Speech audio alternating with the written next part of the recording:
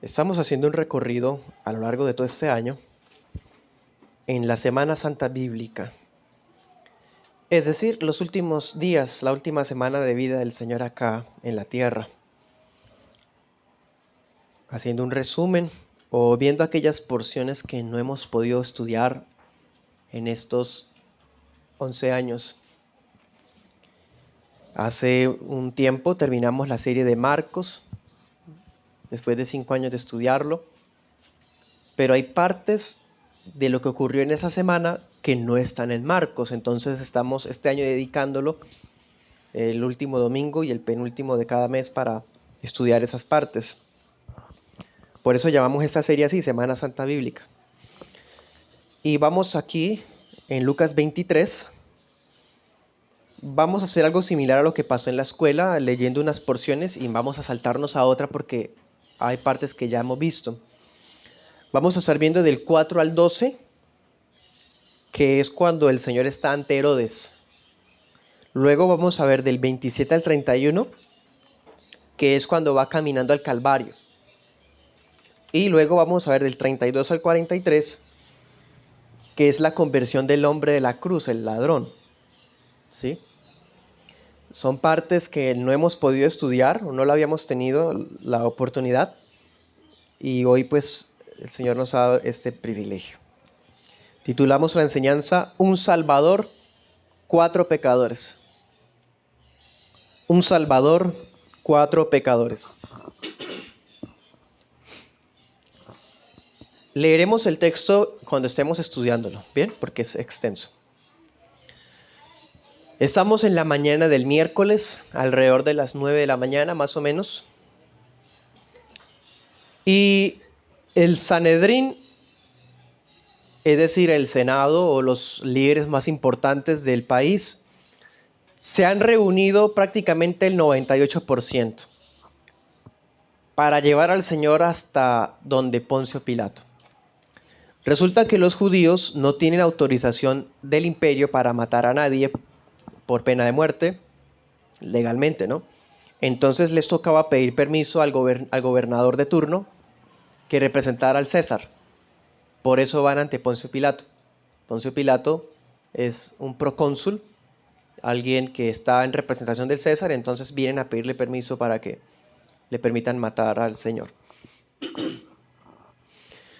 Llevan ante Pilato al Señor Jesús con diversas acusaciones, tema que ya hemos visto. Lo acusan de que no deja que paguen impuestos al imperio, que está alborotando el pueblo, que se autoproclamó rey. Bueno, un montón de acusaciones que sabemos que son calumnias. En esta sección de hoy vamos a estudiar 3 sucesos puntuales. Vamos a ver el juicio de Jesús ante Herodes, porque solamente está en Lucas. Vamos a ver unas palabras que el Señor le dice a unas mujeres cuando va caminando al Calvario ya después de haber sido azotado. Eso solo está en Lucas. Por eso vamos a aprovechar la oportunidad. Y vamos a ver cuando uno de los ladrones que está en la cruz se convierte. Eso solo está en Lucas.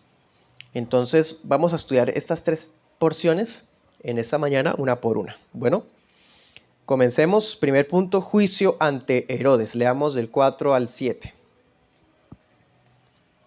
Dice: Y Pilato dijo a los principales sacerdotes y a la multitud: ningún delito hallo en este hombre. Mas ellos porfiaban, diciendo: alborota al pueblo y enseñando por toda Judea, comenzando desde Galilea hasta aquí.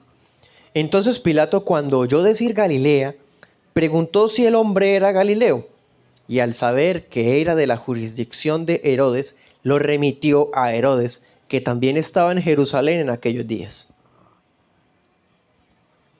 Bien. Pilato quería soltar al Señor. Y conste, mire el 4. Se lo dijo a toda la multitud, oficial y públicamente, que el Señor era inocente. No había delito que ameritara ningún tipo de castigo. Y aún así los principales sacerdotes y la gente, pues, de ellos, porfiaban, qué patético, ¿no? Porfiar. Estos arrogantes y legalistas, ¿se acuerdan que no querían ni entrar al pretorio para no contaminarse? Le están rogando a un pagano un favor, porfiando para que condenen al Señor. Entre las acusaciones vemos, dicen que alborota al pueblo de Judea, comenzando desde Galilea. Bueno, Pilato se da cuenta que el tema es más de envidia, es más como de celos, de que la gente estaba siguiendo a Jesús y no estaban siguiéndolos a ellos. Entonces, él se da cuenta y no quiere participar, no quiere involucrarse en esa situación. Cuando escucha que Jesús es Galileo, entonces él dice, ay, eso es de competencia de Herodes, me deshago ya de este caso. ¿De Galilea me dicen? Ah, bueno, entonces no es de mi jurisdicción. Porque Pilato era gobernador de Galilea, perdón, de Judea, y Herodes lo era en Galilea. Bueno, entonces sí, es como hoy el tema de las competencias de las entidades. Entonces ve la oportunidad de deshacerse del caso y se lo manda a Herodes Antipas, el mismo que mató a Juan Bautista, el mismo que el Señor dijo, díganle a esa zorra que voy a trabajar hoy, mañana y pasado mañana termino mi labor, ¿se acuerdan? Bueno, ese. Casualmente el hombre estaba en Jerusalén también. Sigamos leyendo, versículos 8 al 10. Y Herodes, viendo a Jesús, se alegró en gran manera. Parece esperanzador, ¿no? Alguien que se alegra al ver a Jesús. De pronto lo va a ayudar, de pronto va a creer. Así como cuando alguien recibe con mucha emoción una palabra. Y uno piensa, bueno, la obra de Dios empezó en la vida de tal. No siempre, hermano, no seamos tan fácilmente engañados por apariencias. Es más, miren esto, dice, hacía mucho que deseaba verlo. Alguien que desea ver a Jesús, está bien. Alguien que dice que quiere conocerlo, bueno. Dice, pues había oído muchas cosas acerca de él y esperaba ver alguna señal hecha por él. Ah, ok.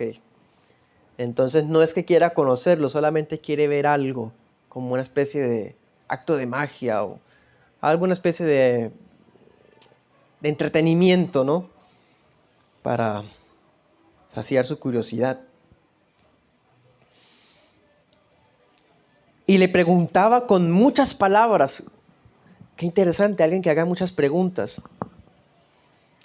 Alguien que se le enseña la palabra y pregunta y pregunta y pregunta. Pero mire lo que el Señor hace. Pero él nada le respondió.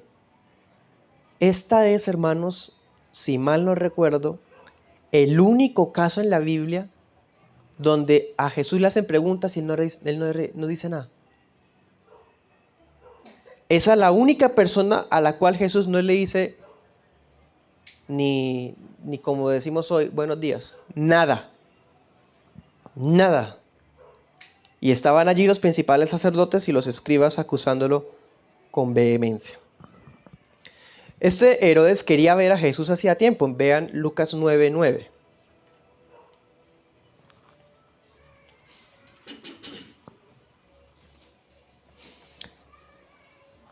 También hay que entender que a este hombre le pesaba la conciencia porque él había matado a Juan Bautista, ¿no? Decía, a Juan yo lo decapité. ¿Quién pues será este de quien yo oigo tales cosas? Y procuraba verlo. Lucas 9:9. Procuraba. Quería conocer a Jesús hacía tiempo, hermano. Mínimo 2 años deseando verlo. Entonces cuando Pilato se lo manda, pues es una buena señal para él. Es la oportunidad de por fin contemplar a este hombre tan famoso.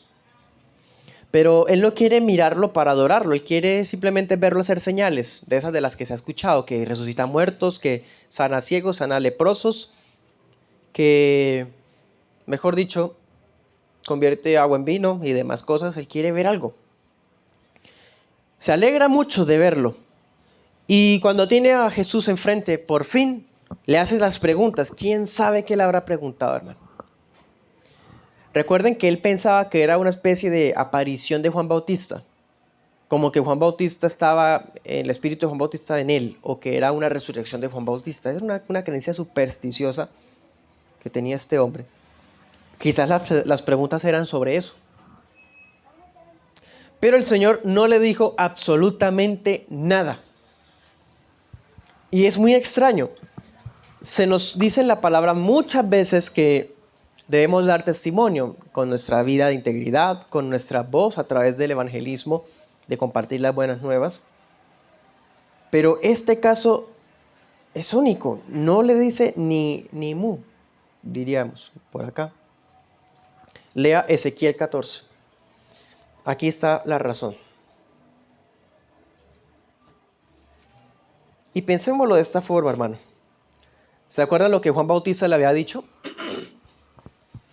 No te es lícito tener a la mujer de tu hermano. El hombre estaba en incesto. Y llevado por la rabia de lo que le estaban señalando su pecado, el hombre encarceló a Juan Bautista. Luego se acuerda la danza de la hijastra y luego le dio la cabeza a Juan Bautista en una bandeja. Bueno, el hombre es un impío en todo sentido, es literalmente un réprobo. Ezequiel 14:6 dice: por tanto, di a la casa de Israel, así dice el Señor Jehová, conviértanse y vuélvanse de sus ídolos, aparten su rostro de todas sus abominaciones. Porque cualquier hombre de la casa de Israel y de los extranjeros que moran en Israel, que se hubiera apartado de andar en pos de mí, y hubiera levantado sus ídolos en su corazón, y hubiera puesto delante de su rostro el tropiezo de su iniquidad, y viene el profeta para consultar por mí, yo Jehová le responderé por mí mismo. Pondré mi rostro contra aquel hombre, y lo pondré por señal y por proverbio, y lo cortaré de entre mi pueblo, y sabrán que yo soy Jehová.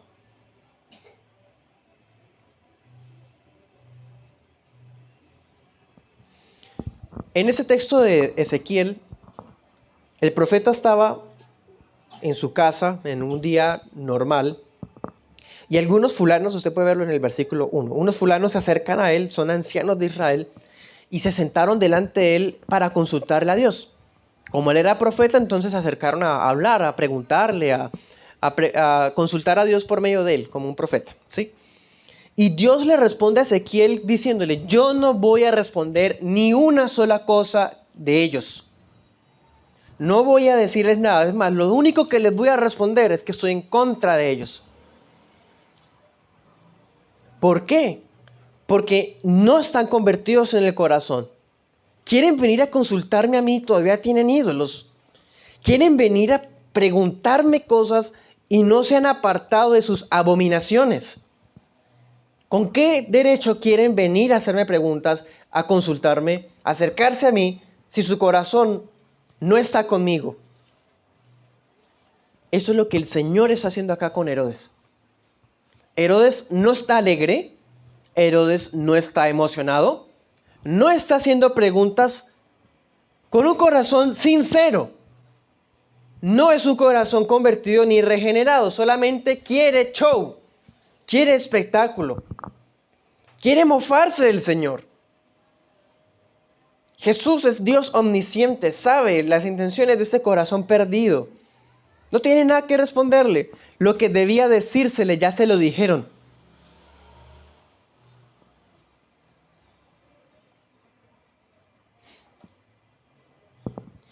Y conste, mientras tanto los sacerdotes y los escribas estaban ahí en todo momento acusando al Señor, dice, con gran vehemencia.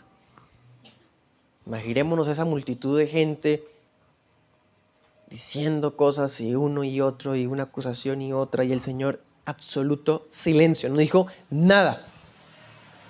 Cambio con Pilato hasta conversó, ¿se acuerdan? En Juan le preguntó Pilato: ¿tú eres rey? Tú dices que lo soy. ¿Se acuerdan? El Señor le dijo: mi reino no es de este mundo. Y bueno, y conversó con Pilato. Pero con Herodes no dijo nada, hermano. Impresionante. Volvamos a Lucas, leamos 11 y 12. Mas Herodes con sus soldados lo menospreció y escarneció vistiéndolo de una ropa espléndida y lo volvió a enviar a Pilato. Y Pilato y Herodes se hicieron amigos aquel mismo día, pues antes eran enemigos entre sí. Este hombre se siente ofendido porque Jesús no le dice nada. Entonces quizás coge alguna ropa que él ya no usaba y se la coloca al Señor para menospreciarlo. Vinieron a acusarte que eres rey y empieza a hacer sus bromas, sus chistes, su espectáculo vulgar. Y empezó a escarnecer al Señor, o sea, humillarlo. Y lo devolvió a Pilato. Mire qué irónico, ¿no? O qué impresionante esto. Esta fue la manera en que estos dos impíos, Pilato y Herodes, se hicieron amigos. Dice que antes de ese día eran enemigos. ¿Para qué Lucas nos escribe eso? ¿Qué nos importa que eran enemigos antes y que a partir de ese día eran amigos? Pues hermano, tiene una razón. Es para demostrar que se estaba cumpliendo el Salmo 2.2, esta profecía. Si quiere, veámosla. Salmo 2.2.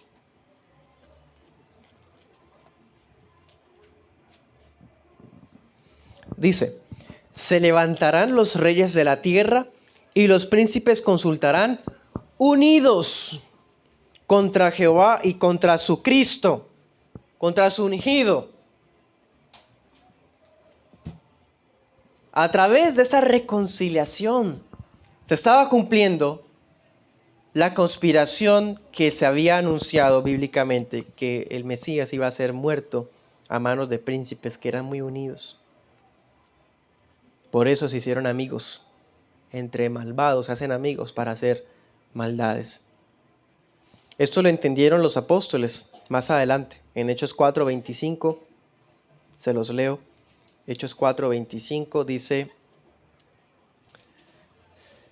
por boca de David tu siervo dijiste, ¿por qué se amotinan las gentes y los pueblos piensan cosas vanas? Se levantaron los reyes de la tierra y los príncipes se juntaron en uno contra el Señor y contra su Cristo. Porque verdaderamente se juntaron en esta ciudad contra tu santo Hijo Jesús, a quien ungiste Herodes y Poncio Pilato con los gentiles y los del pueblo de Israel, para hacer lo que tu mano y tu consejo habían antes determinado que había de suceder. Hechos 4:25 al 28.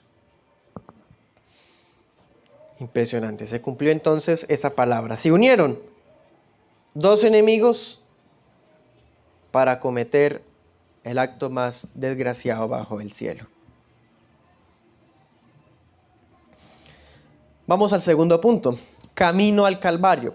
Ya sabemos, hermanos, Herodes devuelve el Señor a Pilato.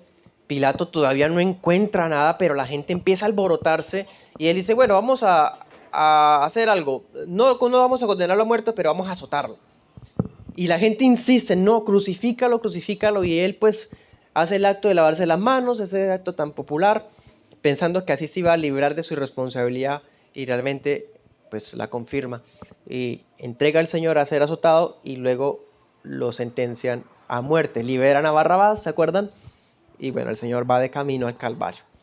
Esas partes ya las estudiamos en Marcos, entonces nos saltamos aquí al 27. Vamos a leer el 27. 27 al 31 dice: y lo seguía una gran multitud del pueblo y de mujeres, las cuales lloraban y hacían lamentación por él. Mas Jesús, vuelto a ellas, les dijo: hijas de Jerusalén, no lloren por mí, lloren por ustedes mismas y por sus hijos. Porque vienen días en que dirán, bienaventuradas las estériles y los vientres que no engendraron y los pechos que no criaron. Entonces comenzarán a decir a los montes, caigan sobre nosotros, y a los collados, cúbrannos. Porque si en el árbol verde hacen estas cosas, ¿en el seco qué se hará?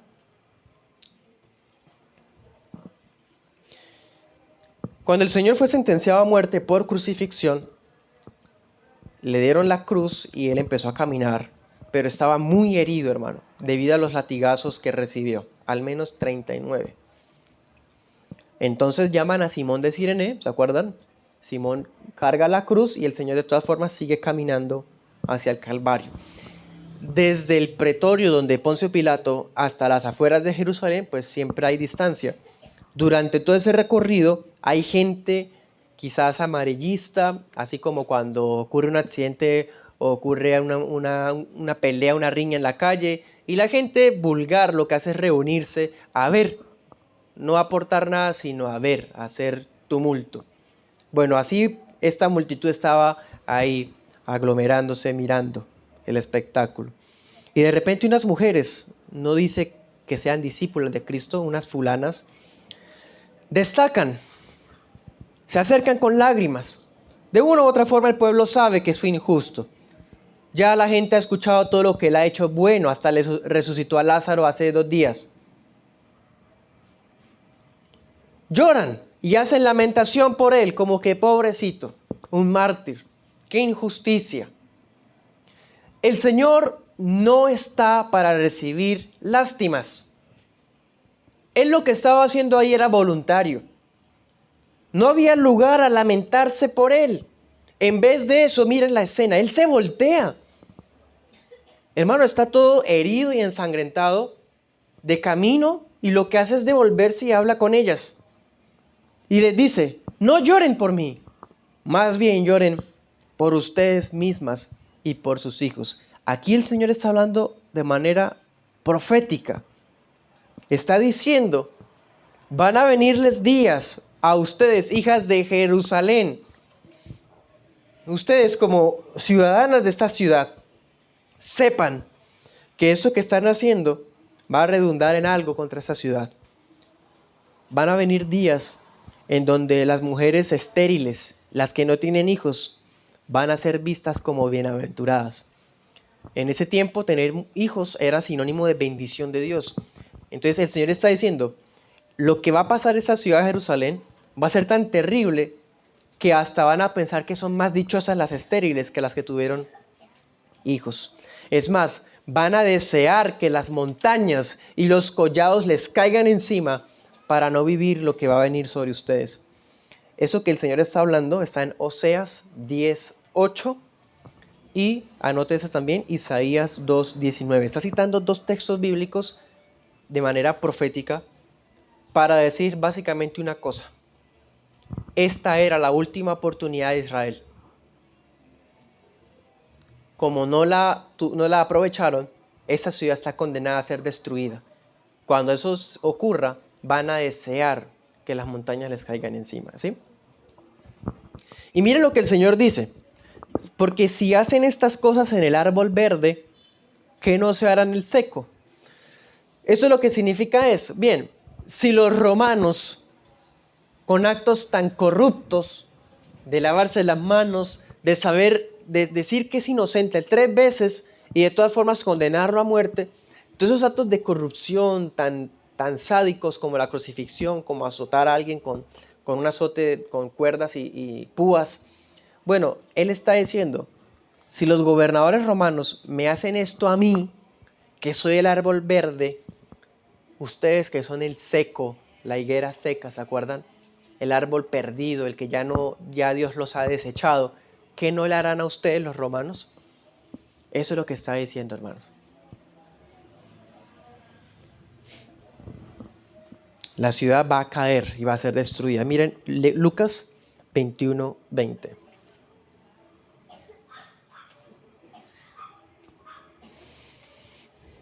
Eso ya lo había dicho el Señor. Dice, cuando vean a Jerusalén cercada de ejércitos, sepan entonces que su destrucción ha llegado. Entonces los que estén en Judea huyan a los montes, y los que estén en medio de ella váyanse, y los que estén en los campos no entren en ella, porque estos días son de venganza, para que se cumplan todas las cosas que están escritas. Ay de las embarazadas y de las que críen en aquellos días, porque habrá gran calamidad sobre la tierra e ira sobre este pueblo. Y caerán a filo de espada y serán llevados cautivos a todas las naciones, y Jerusalén será hollada por los gentiles, hasta que los tiempos de los gentiles sean cumplidos. Esto se lo está diciendo Jesús a los discípulos. Es decir, la iglesia de Jerusalén ya había tenido una instrucción. Cuando ocurra la invasión de Roma a Jerusalén, ustedes huyan. En cambio, con estas fulanas que se acercan llorando, él no les dice lo mismo. Las está identificando como parte del problema, como miembros de esa Jerusalén apóstata que debía ser destruida. Por eso les dice, lloren por ustedes mismas. ¿Por qué? Porque Jerusalén va a ser destruida, así como acabamos de leer. Bueno,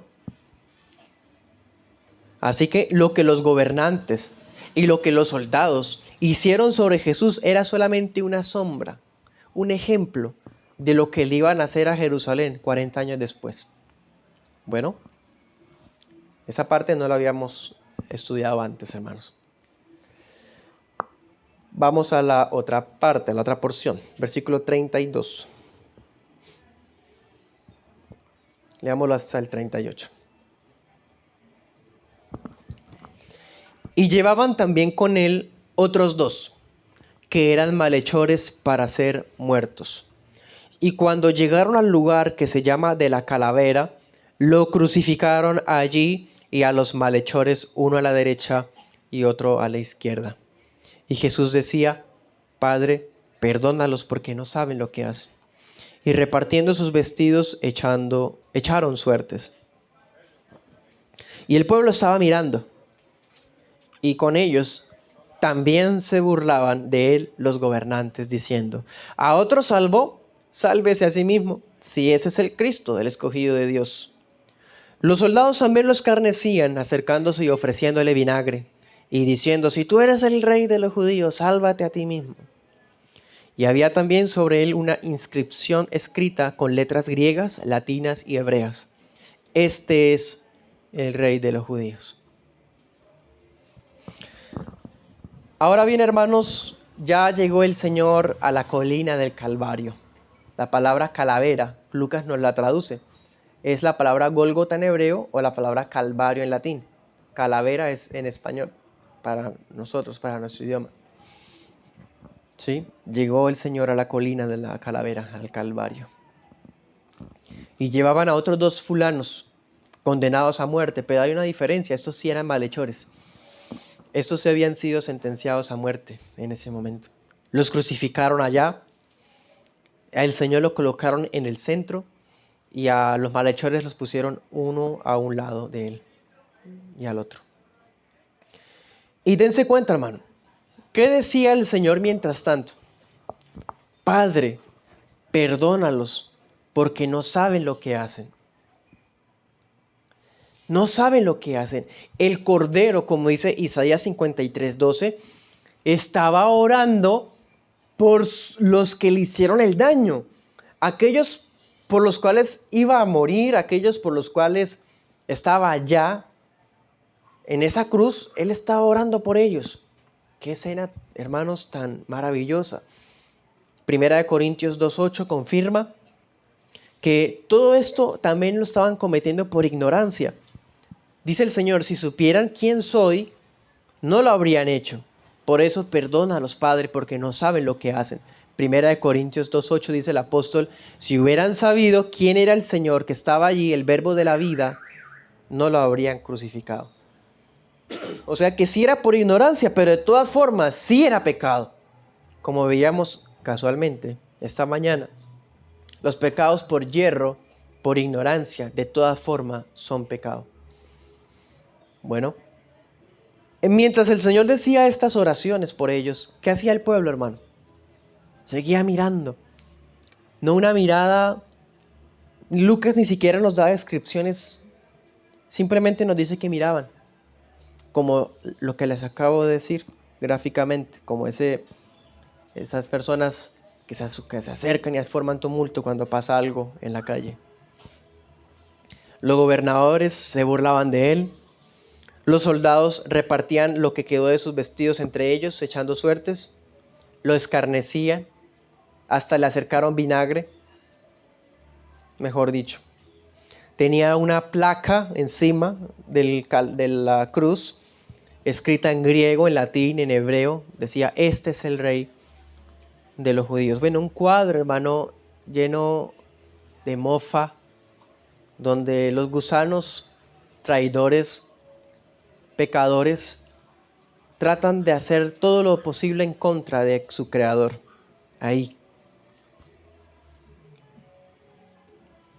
Sigamos, 39 al 43. Y uno de los malhechores que estaban colgados lo injuriaba, diciendo: si tú eres el Cristo, sálvate a ti mismo y a nosotros. Y respondiendo el otro, lo reprendió, diciendo: ¿ni aún temes tú a Dios estando en la misma condición? Y nosotros a la verdad justamente padecemos, porque recibimos lo que merecieron nuestros hechos, mas éste ningún mal hizo. Y dijo a Jesús: Señor, acuérdate de mí cuando vengas en tu reino. Entonces Jesús le dijo: de cierto te digo que hoy estarás conmigo en el paraíso. ¡Wow! Uno de los malhechores que estaba colgado junto a él lo injuriaba. Por si fuera poco, hermano, todo este montón de impíos, alentados con aplausos de los demonios ahí a su alrededor. Incluso ese que estaba ahí a punto de morirse, no se arrepentía. Ese es el cuadro natural de nosotros. Y le decía: si eres el Cristo, sálvate. Y a nosotros también. Mientras tanto el otro, uno condenado también a muerte, también era malhechor. Lo reprendió, hermano. Una escena diferente. La única persona en todo ese lugar del pueblo, hasta de los discípulos. ¿Se acuerdan que ahí también estaba la madre de Jesús? De acuerdo al Evangelio de Juan. Nadie lo defendió. Solamente ese ladrón que estaba ahí. Qué ironía, ¿cierto? Reprendió al compañero de fechorías. Ni siquiera estando aquí en esta condición temes a Dios. Y mire lo que dice: nosotros a la verdad merecíamos sufrir esta pena, esta condena, pero él ningún mal ha hecho. Reprende al otro y mire lo que hace. Se dirige a Jesús y dice unas palabras: hermano, acuérdate de mí cuando vengas en tu reino.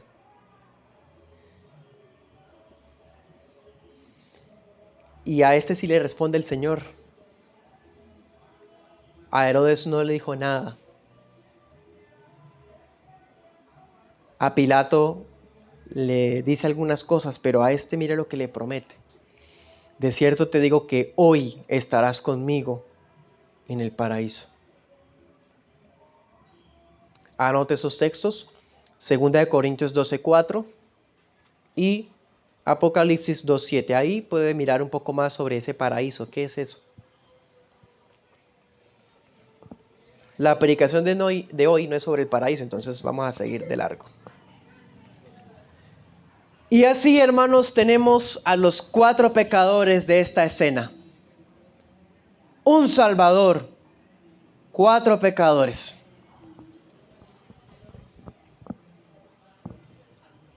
De esta forma voy concluyendo. Pilato era gobernador de Judea, de Perea, distritos relativamente grandes allá en Israel.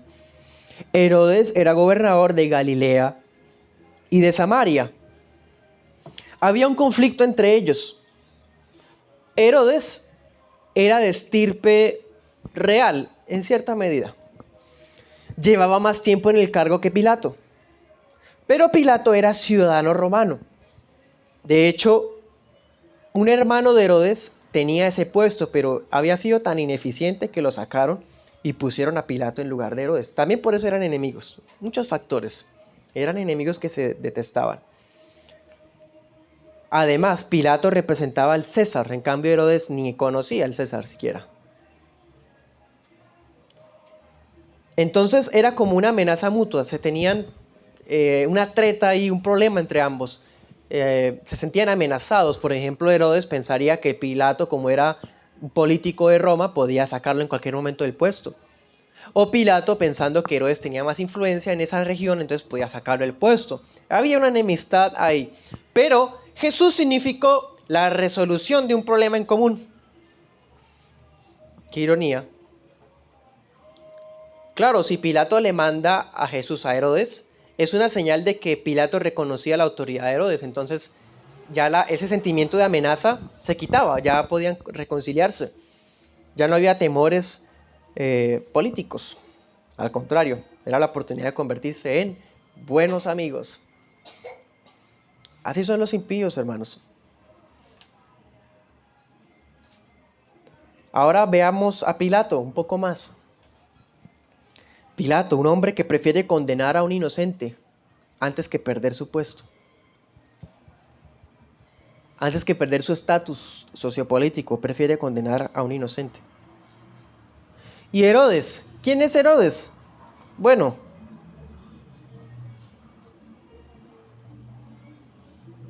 un hombre que ve a Jesús como una oportunidad malsana de entretenimiento.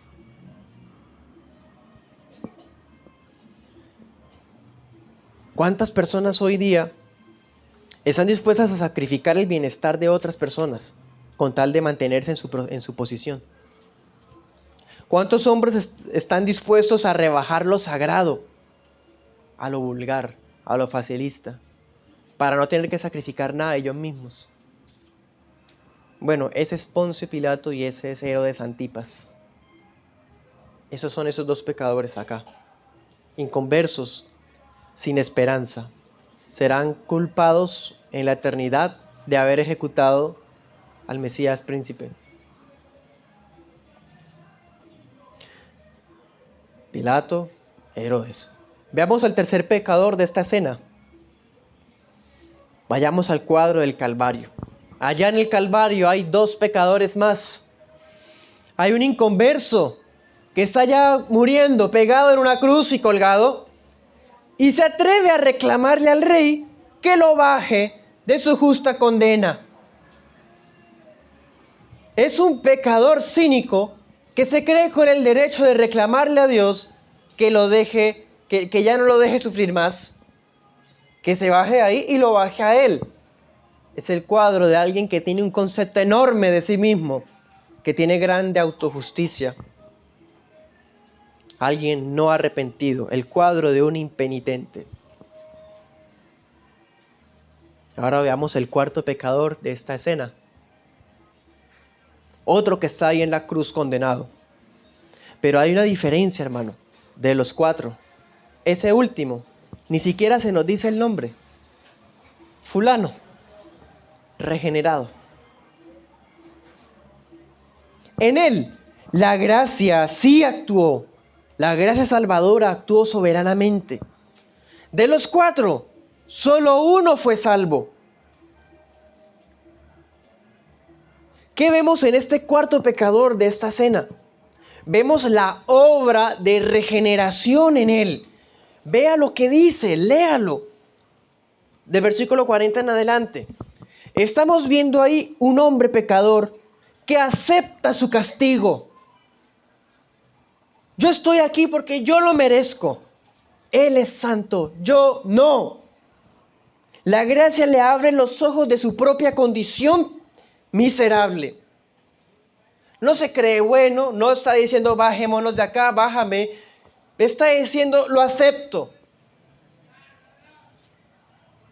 La primera obra de regeneración en un pecador es que acepta que es pecador y se da cuenta lo profundo y terrible que es esa condición.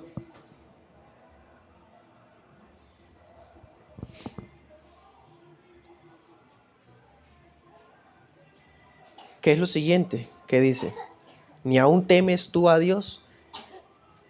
Un impío ladrón habría sido asesino, habría sido un delincuente. El hombre fue sentenciado con Barrabás por haber hecho un motín.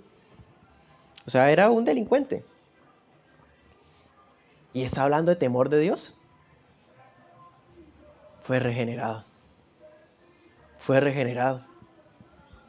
¿Regenerado qué es? Que fue transformado. Fue cambiado a un hombre nuevo.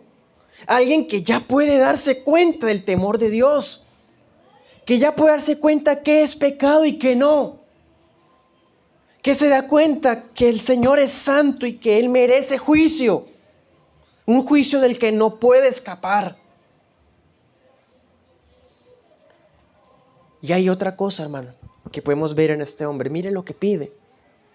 Acuérdate de mí cuando vengas en tu reino. Impresionante. Muy impresionante.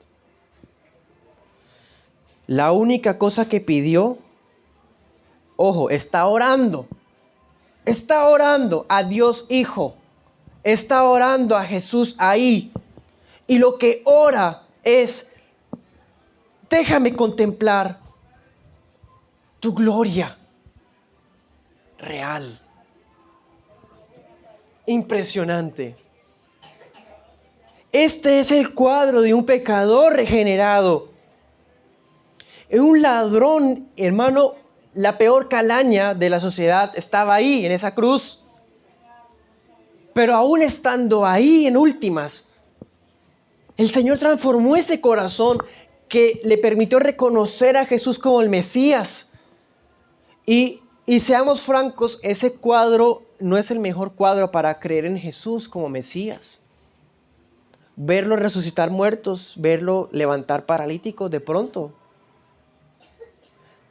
De pronto verlo caminar sobre aguas o transfigurándose como la luz, más que la luz que el sol, del sol.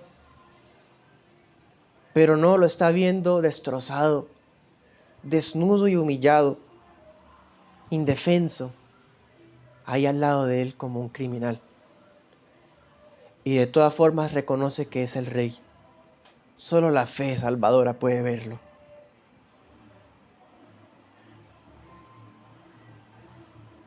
Ahí estaba el Señor destrozado bajo el peso de nuestros pecados y este impío fue transformado para darse cuenta. Recibió una gracia especial que trajo arrepentimiento genuino. Una gracia especial que trajo fe salvadora, que le abrió los ojos para reconocer que el que estaba ahí sí era Cristo. Y más todavía, que ese que estaba ahí estaba muriendo también por él. Estaba muriendo por él ahí. Por eso, ya no es un cínico pidiendo algo. ¿Cómo? ¿Con qué derecho pide estar en el paraíso? Que se acuerde de él en el reino, porque ya fue regenerado. Ahí estaba Cristo también muriendo en el lugar de él. Dese cuenta de esto. A pesar de todos los pecados que ese hombre cometió en su vida, ya ahorita les mencioné los delitos. Ahora piense en otra cosa. ¿Cuántas buenas obras habrá hecho? ¿Qué nos importa, cierto? Si ya fue sentenciado, se puede presentar ante el juez todas las cosas buenas que un delincuente hace para que al fin no lo condene. No, ya fue condenado. Y estando ahí en esa cruz, habiendo sido transformado, regenerado en su corazón, ¿qué tiempo tuvo de hacer una buena obra? Dígame cuál sacramento tuvo que cumplir o pudo cumplir. Nada. Y aún así el Señor le dice, estarás conmigo hoy en el paraíso. No se quedó por allá estacionado por años en un purgatorio. Ni tampoco se quedó dormido inconsciente mientras espera la resurrección. No, hoy estuvo en el paraíso. Apenas expiró ese día cuando le partieron las rodillas, ahí inmediatamente fue al paraíso.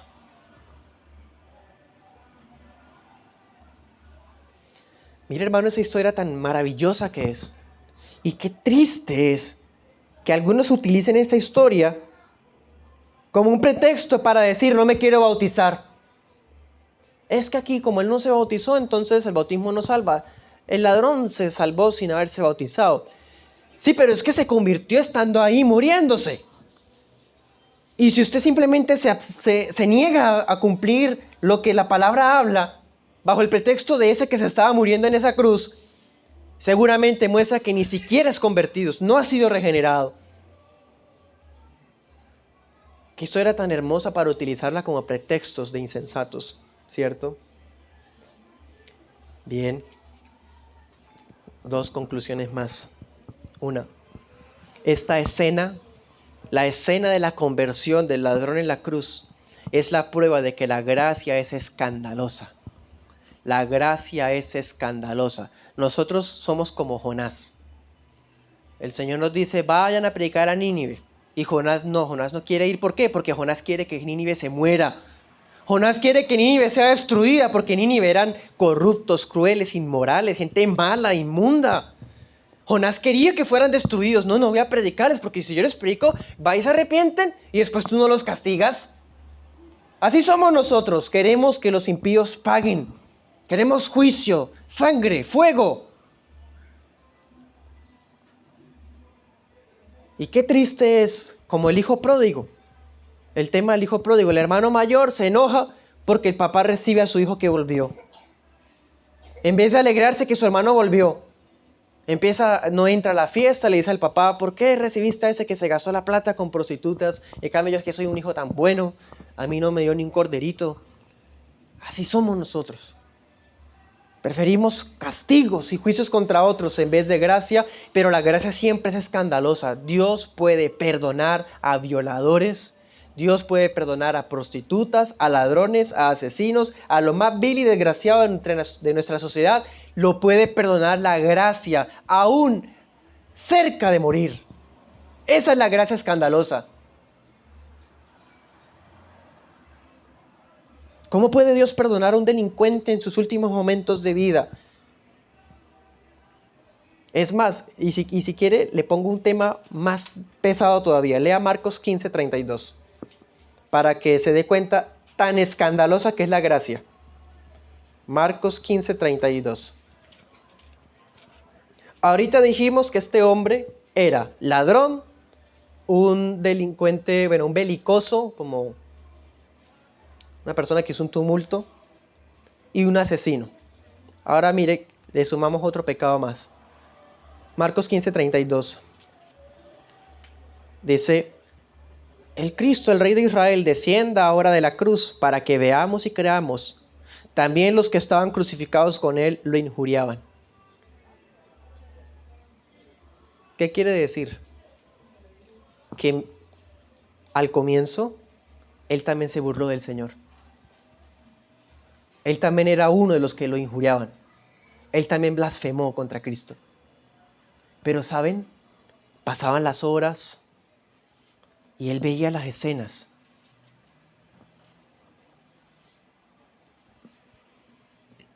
Hubo una obra irresistible de gracia que ocurrió en su interior. Mientras era testigo de que insultaban a Jesús, de que se burlaban de Jesús, ese que estaba a su lado crucificado, la gente le decía Señor, le decía Salvador, le decía Cristo. Prácticamente la gente en medio de las burlas evangelizó ahí al ladrón de la cruz. Y él recibió, o mejor dicho, hermano, en esa cruz, ahí muriéndose, ese ladrón escuchó el evangelio. Mejor dicho, lo estaba viendo en carne y hueso, ahí destrozado. Esa es la gracia escandalosa. Cualquier cosa que haya hecho usted, si viene a Cristo con un corazón sencillo, así, reconociendo su condición digna de muerte, así, viendo con nuevos ojos el temor de Dios, la necesidad de la ley de Dios en su vida, así, con sencillez diciéndole al Señor, acuérdate de mí, no tengo nada que ofrecerte, solamente acuérdate de mí. El Señor lo recibe. El Señor lo recibe. Y una última cosa más. Aquí está el Rey invencible, siendo un Salvador hasta el final. Sí, ahí está el Señor Jesús, salvando almas de pecadores arrepentidos, y es tan poderoso que puede salvar gente mientras está muriendo. Mientras está muriendo en esa cruz terrible, está salvando a un pecador que se arrepiente. Ese es el Señor, Salvador hasta el final. Este Rey todavía perdona a los pecadores viles y duros que se arrepienten. decimos, no hay penitencias, no hay listas de cosas por hacer, tan solamente venga con una fe viva, una fe, esa fe que traspasa directo hacia el paraíso, esa fe que incluso tiene ojos para ver hasta la segunda venida de Cristo. Oremos.